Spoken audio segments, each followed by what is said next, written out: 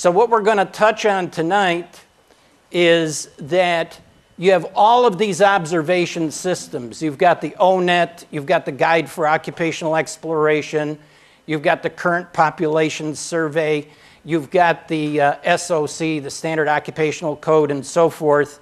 And then we can get into things like materials, products, subject matter, services, and so forth. So each code represents somebody's observation.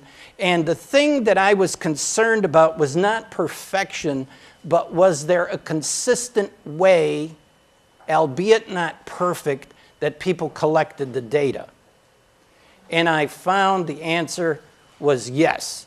There was a consistent way. As a matter of fact, I found that there was a thing called the Handbook for Analyzing Jobs that was the guide for collecting this information. Now, before I forget, I'm going to be emailing your instructor 2 things that you really want to know, because you were talking a little bit about statistics, I understand.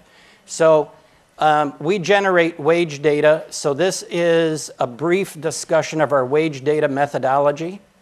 And then this is a discussion about the evolution of our job analysis methodology.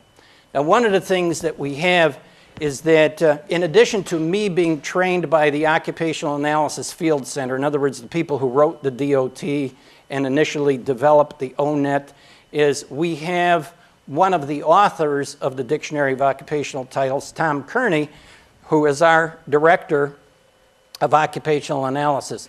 When I say our, I got to tell you, there's actually 2 companies. If I haven't confused you so far, this will take you right over the edge.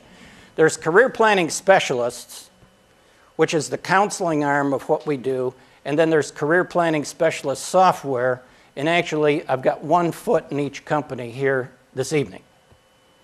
So the reason Career Planning Specialist Software developed was because in 1980, I found there was too much information for me to manipulate to do a credible job with anybody coming in. Because a core principle that we have here is change, isn't it?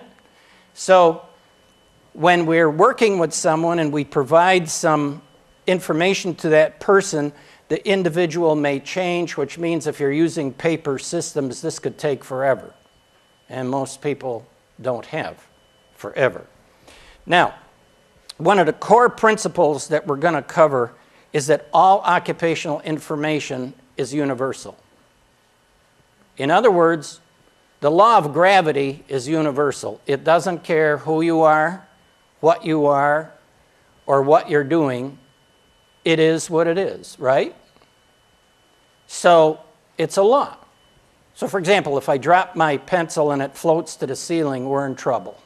So in other words, what do I mean by this universal stuff?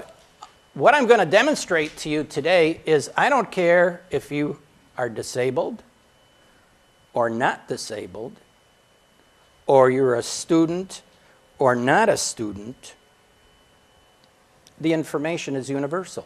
So we're going to cover some specific examples in that area that will show you the use.